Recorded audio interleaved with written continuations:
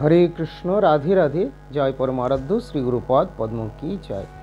প্রিয় ভক্তবৃন্দ, দর্শক বন্ধু, আজকের আলোচনার প্রারম্ভে সর্বাগ্রে আমি আমার নিত্য জীবন দাতা পরমারাধ্য শ্রী গুরুপদ পদ্মে পুনঃ পুনঃ অসংখ্য সাষ্টাঙ্গ দণ্ডবোধ প্রণতি নিবেদন করি ও তৎপরে গুরুপদ পদ্মের হৃদয়ের ধন ও প্রাণ সর্বস্ব শ্রীমন মহাপ্রভু শ্রী শ্রী রাধা গোবিন্দ বনমালীজির শ্রীপদ পদ্মে প্রণতি জ্ঞাপন করে ইষ্টদেবগণের কৃপাভিক্ষামুখী সপরিকর ভগবৎ সুখবিধানে ব্রতী হয়ে ও আত্মশোধনে প্রয়াসে হয়ে আমি আজকের আলোচনায় অংশগ্রহণ করছি। আলোচনার প্রারম্ভে আপনাদের সকলকেই আমি আমার আন্তরিক প্রীতি শুভেচ্ছা এবং পূজ্য পাদ পদ্মে সশ্রদ্ধ প্রণতি জ্ঞাপন করি। সকলের শুভেচ্ছা শুভ আশীর্বাদ প্রার্থী হয়ে আজকের আজকে আমরা আলোচনা করব মাঘ মাসের সম্বন্ধে কিছু কথা, তবে সেই সাথে আবার অন্যান্য কিছু কথা আলোচনা হবে।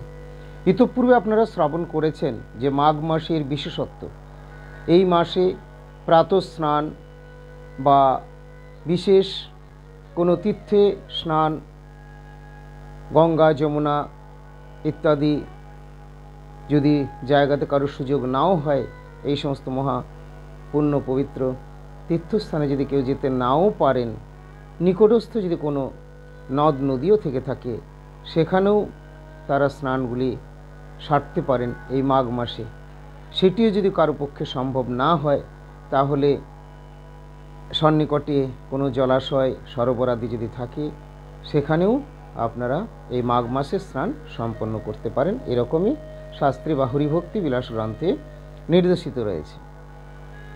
তো সেটিও যদি কারো পক্ষে সম্ভব না হয়, তাহলে তিনি কি করবেন? তাহলে গৃহমধ্যেই যে কূপের জল বা কুয়োর জল ইত্যাদি রয়েছে, এর মাধ্যমে স্নান সম্পন্ন করতে পারেন। এবং তাছাড়াও যদি আরও হয়তো সুবিধার মধ্যে যারা অভ্যস্ত, অর্থাৎ গৃহের মধ্যেই যারা স্নানাগারে বা বাথরুমে স্নান টান করেন, সেখানেও যদি কলের জলে স্নান করেন, তাহলেও কলের জলে স্নানের সময় গঙ্গা যমুনা আদি স্মরণ করে তাদের জয়গান করে স্নান সম্পন্ন করলে মাঘ মাসের এই বিশেষ স্নানের ফল পাওয়া যায়। তা আমরা সেইগুলি অবশ্যই পালন করব। তার আগে কিছু বিধি রয়েছে, সেগুলি আমরা জেনে নেব। হরিভক্তি বিলাস গ্রন্থ জানিয়েছেন যে পৌষ মাসের পূর্ণিমার পর থেকে পরবর্তী পূর্ণিমা পর্যন্ত এই মাঘ মাস ধরা হয়। এই সময়ে প্রাতঃ স্নানের কথা, বিশেষ করে ঠিক সূর্য উদয়ের সময়ে স্নানের কথা বা স্নানের মাহাত্ম্য কীর্তিত হয়েছে। এই মাসে প্রাতঃ স্নানাদি সম্পন্ন করে যদি বৃন্দাদেবীকে বা তুলসী দেবীকে পুজো অর্চনাদি করা হয়, বা তুলসী পত্র দিয়ে, তুলসী মঞ্জরি দিয়ে গোবিন্দের সেবা পূজা অর্চনাদি করা হয়, তার বিশেষ ফল বা বিশেষ মাহাত্ম্য রয়েছে। 4টি যুগে তো 4টি ধর্মের কথা রয়েছে। সত্যযুগে ধ্যান, ত্রেতায় যজ্ঞ, দাপরে অর্চন, আর কলিকালে হরিনাম। কিন্তু এই যে মাঘ মাসের স্নান, এই মাঘের স্নানের যে ফল, এটি কিন্তু চিরকালই, অর্থাৎ 4 যুগেই বিশেষভাবে ঘোষিত হয়েছে। অর্থাৎ তিনি যাগ যজ্ঞ অর্চন ইত্যাদি যাই করুন না কেন, মাঘের এই স্নানের ফল অপরিসীম রয়েছে। এই স্নানের দ্বারা, মাঘ মাসের এই প্রাতঃ স্নানাদির দ্বারা আমাদের ভগবত লোক প্রাপ্তি পর্যন্ত হয় বা হতে পারে। পাপ তাপ তো দূরীভূত হয়। দেখবেন অনেক সময় লেখা থাকে যে পুণ্যার্থীগণের স্নানের ভিড়, পেপারে টেপারে খবরে নিউজে এইভাবে দেয়। তো তার মানে পুণ্য সংগ্রার্থী যারা, তারাই করে থাকেন। কিন্তু তার মানেটা এইটা নয় যে শুধু পুণ্যের মধ্যেই সীমিত বা সীমাবদ্ধ থাকবে। এমনকি এই স্নান দ্বারা বৈকুণ্ঠে গমন পর্যন্ত করতে পারেন, ভগবানের কাছে পৌঁছে যান, ভগবানের সান্নিধ্য লাভ হয়ে যেতে পারে, যদি আমরা ঠিকভাবে আদর্শ যত্ন সহকারে যদি এই মাঘ মাসের গুরুত্ব জেনে যদি আমরা সেইভাবে মাঘ স্নান সম্পন্ন করি। তো আসুন, এরপরে আমরা কিছু কথা এখন আবার শ্রবণ করব যে মাঘ মাসের এই একাদশীটা কিন্তু হচ্ছে মহা বিশেষ একাদশী। যে একাদশীর নাম হলো পুত্রদা একাদশী। এই পুত্রদা একাদশীটি কবে এবারে? না, পুত্রদা একাদশী এবছর বা এবারে পড়েছে মাঘ মাসের 6 তারিখে। ইংরেজির তারিখ হলো 21 জানুয়ারি। এদিন হচ্ছে রবিবার। এবং পরের দিন হচ্ছে সোমবার 22শে জানুয়ারি। 22শে জানুয়ারি এই পুত্রদা একাদশী ব্রতের পারণের সময়টি পঞ্জিকায় নির্দেশ করেছেন পূর্বাহ্ন 10টা 1 মিনিটের মধ্যে। আর এই দিন তো মহা বিশেষ দিন, আপনারা সকলেই জানেন, আমার চেয়ে হয়তো আরও ভালোই আপনারা জানেন, দেখছেন সবসময়, যে ভগবান শ্রীরামচন্দ্রের যে জন্মস্থান জন্মভূমি অযোধ্যা ধামে সেই রাম মন্দির প্রতিষ্ঠিত হয়েছেন, যার ওপেনিং ডে সেদিন এবং প্রাণ প্রতিষ্ঠা এবং বিবিধ সেবা কার্যাদি এখন থেকেই চলছে এবং সেদিন মহা উৎসবের মাধ্যমে, অনুষ্ঠানের মাধ্যমে সম্পন্ন হবে। যাদের পক্ষে সেখানে যাওয়া সম্ভব নয় তারা গৃহে বসেই প্রভু শ্রীরামচন্দ্রের স্মরণ করবেন, রামচন্দ্রের জয়গান করবেন, জয়ধ্বনি করবেন, প্রভু রামচন্দ্রকে ভোগ অর্পণাদি করবেন এবং ভগবানের সুখের জন্যে অবশ্যই কলিযুগের ধর্ম তো হরিনাম মহামন্ত্র। তিনি রাম ভক্ত হন, কৃষ্ণ ভক্ত হন, দেবদেবীর ভক্ত হন, আরও কিছু হন, হরিনাম সকলেই করবেন। যুগের ধর্মটাই হলো হরিনাম, কলিযুগ ধর্ম হরিনাম সংকীর্তন। এই হরিনাম হলো মহামন্ত্র, হলো হরে কৃষ্ণ কৃষ্ণ কৃষ্ণ হরে হরে, হরে রাম রাম রাম হরে হরে।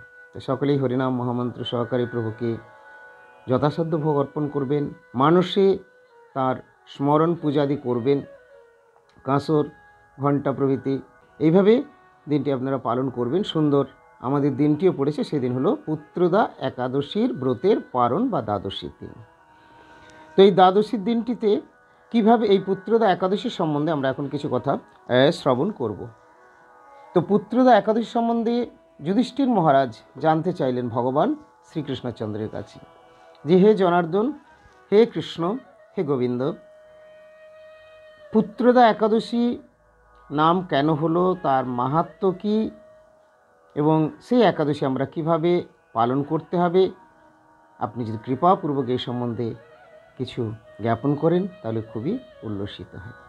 যুধিষ্ঠির মহারাজের জানার আগ্রহ দেখে ভগবান শ্রীকৃষ্ণচন্দ্র অত্যন্ত সুপ্রসন্ন হয়ে তিনি বর্ণন করতে শুরু করলেন। বললেন, মহারাজ, আপনি যখন এতই শ্রবণ পিপাসু বা আগ্রহী তখন মনোযোগ সহকারে শ্রবণ করুন, আমি এখন বর্ণন করছি।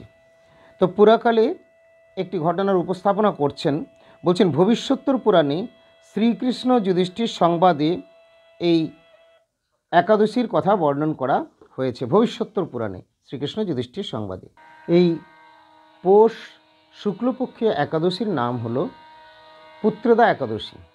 পুত্রদা একাদশী সম্বন্ধে বর্ণন করছেন ভগবান শ্রীকৃষ্ণচন্দ্র, শ্রবণ করছেন যুধিষ্ঠির মহারাজ। ঘটনাটি এরূপ যে পুরাকালে ভদ্রাবতী নামক সুপ্রসিদ্ধ নগরী ছিল, তথায় সুকেতুমান নামে এক নৃপতি বা রাজা বাস করতেন। সুকেতুমান কোথায়? ভদ্রাবতী নগরে। তো তিনি সেখানে বাস করতেন।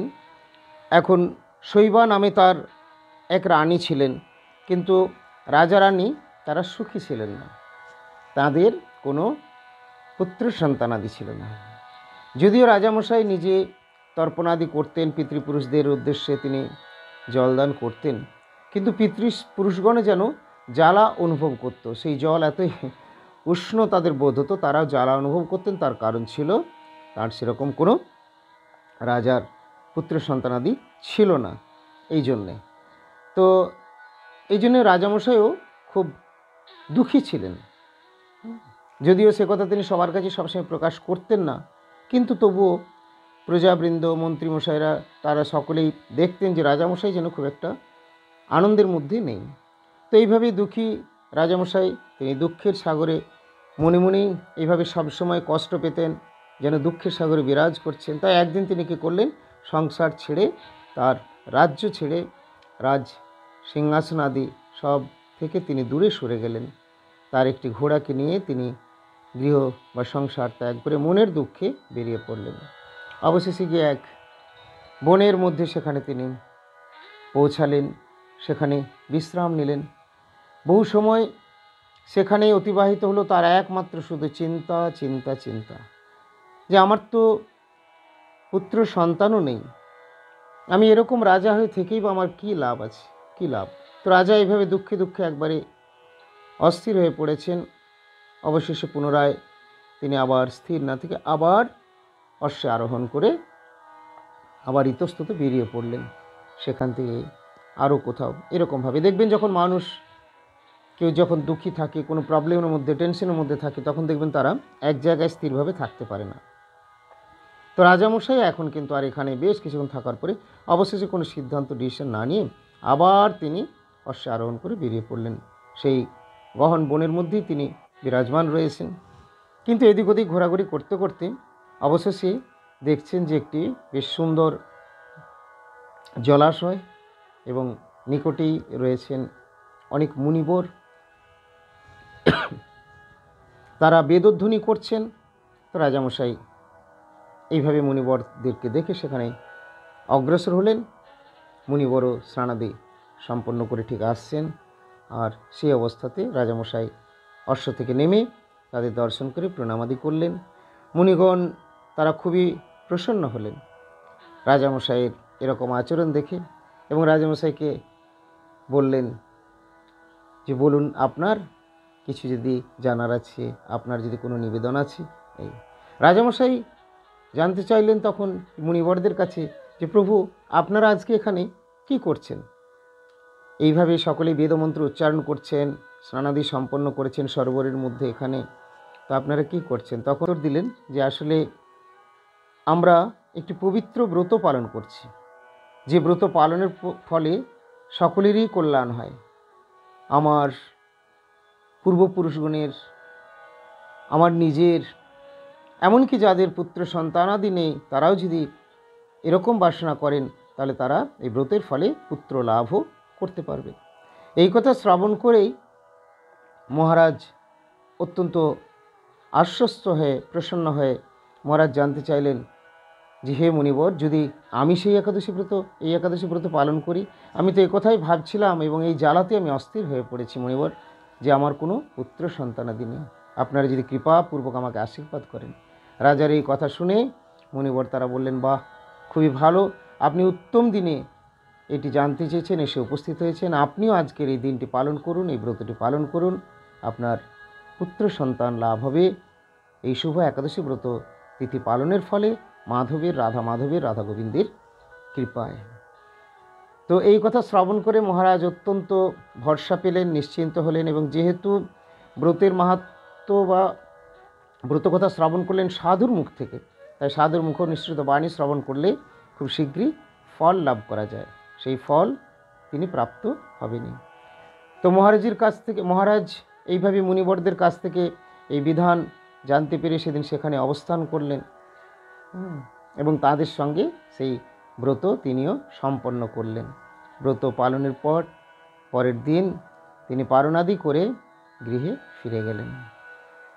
মহারাজের পত্নী অর্থাৎ রানী, তিনি যথাসময়ে ভগবত কৃপায়, ভগবানের কৃপা আশীর্বাদ, মুনিবরের শুভেচ্ছা শুভাশীর্বাদ এবং এই পুত্রদা একাদশী ব্রত পালনের ফলে সুপুত্র লাভ করেছিলেন। শুধু নিঃসন্তান বা অপুত্রিকের পুত্র লাভই নয়, পরন্তু যাদের পুত্র রয়েছে তাদের পুত্রদেরও যদি দুর্মতি থাকে, তাহলে তার উদ্দেশ্যে যদি এই ব্রত পালন করা হয় তাহলে সুমতি লাভ হবে।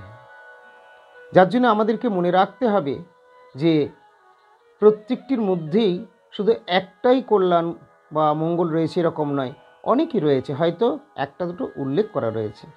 এই একাদশীর ব্রতের নাম পুত্রদা একাদশী। বিশেষ করে এই ব্রত পালন করলেই সেখানে পুত্র লাভ হবে এই কথা বলা আছে। কিন্তু এছাড়াও তিনি যথাসময়ে দেহান্তের পর ভগবত কৃপা প্রভৃতি লাভ করে ভগবত ধামে গমন করতে পারবেন। আমরা সাধুর সঙ্গে এই ব্রত মাহাত্ম্যগুলি শ্রবণ করব, তাহলে একসঙ্গে ব্রত পালন এবং সাধুর মুখনিসৃত বাণী পালন যদি হয়ে যায় তাহলে সোনায় সোহাগার মতো শুভস্য শীঘ্রম, আমাদের বিলম্ব হবে না। আর নিজে নিজে যদি আমরা করি তাতেও প্রাপ্তি হয় না তা নয়, কিন্তু অনেক বিলম্ব হয়। আসুন এই একাদশী ব্রতের পারণটা কখন আমরা জেনে নিই। আমরা একবার তো বললাম যে এই ব্রতের পারণ হচ্ছে পরের দিনে, অর্থাৎ 22শে জানুয়ারি, এই দিন সোমবার, মাঘ মাসের 7 তারিখ, সকাল 10টা 1 মিনিটের মধ্যে। কিভাবে ব্রতের পালন করবেন না, সকাল সকাল যত শীঘ্র সম্ভব শুচিশুদ্ধ হয়ে স্নানাদি সম্পন্ন করে, আর যারা স্নানাদি পারেন না তাদের ক্ষেত্রে তো আগেও বলেছি, আবারও বলছি, বস্ত্র পরিবর্তন করে তারা গঙ্গাজল ছিটিয়ে গঙ্গাজল পান করে বা চরণামৃত পান করে তারা ইষ্টদেবের প্রসাদ কিছু গ্রহণ করুন। যে প্রসাদগুলো একাদশীর দিনে চলে না, মহাপ্রসাদ ইত্যাদি কোনো কিছু, বা রুটি মুড়ি এরকম যে কোনো কিছু আপনারা গ্রহণ করতে পারেন। আর সেইভাবে যদি সকলের সম্ভব নাও হয় তাহলে মহাপ্রসাদ যা আমরা প্রাপ্ত হয়ে থাকি, জগন্নাথের মহাপ্রসাদ হোক বা অন্যান্য দিনে ভগবানের যে প্রসাদগুলো আপনাদের কাছে থাকে সেইগুলোই মহাপ্রসাদ, সেরকম কোনো প্রসাদ আদি আগে থেকে রেখে দেবেন এবং পারণের সময় সেই প্রসাদ গ্রহণ করে ব্রতভঙ্গ করবেন, পালন করবেন। এবং তারপরে যদি কেউ জলযোগ ইত্যাদি করেন তাহলে সেটা পরেও করতে পারেন। সেই সময়ের মধ্যে, পারণের সময়ের মধ্যে অনেকের পক্ষে হয়তো অনেকে বারবার জানতে চান যে সময় হয় না বা কিছু, শ্রী গুরুদেব বলেন সেই সময়ের মধ্যে যা একাদশীর দিনে চলে না অথচ ভগবানের প্রসাদ এমনি কিছু গ্রহণ করে নিলেই পারণ হয়ে যায়। তো এইভাবে করুন। ভালো থাকুন সকলে, দেখা হবে আবার পরবর্তী পোস্টে। আপনারা যারা এখনও আমাদের চ্যানেলটি সাবস্ক্রাইব করেনি তাদের বলবো চ্যানেলটি সাবস্ক্রাইব করে আমাদের সঙ্গে থাকুন আর নিয়মিত দেখতে থাকুন আমাদের পারমার্থিক দিব্য মধুর প্রসঙ্গগুলি। হরে কৃষ্ণ কৃষ্ণ কৃষ্ণ হরে হরে, হরে রাম রাম রাম হরে হরে। জয় শ্রী গুরুপাদ পদ্ম কি জয়, জয় অনন্ত ভক্ত বৈষ্ণব বৃন্দ কি জয়, সপরিকর মহাপ্রভু কি জয়, শ্রী শ্রী রাধা গোবিন্দ বনমালী জিও কি জয়, মাধব তিথি একাদশী ব্রত কি জয়, পুত্রদা একাদশী কি জয়, নাম হট্ট নাম সংকীর্তন কি জয়, নিতাই গৌর প্রেমানন্দে হরি হরি बोल। श्री राधेश्याम।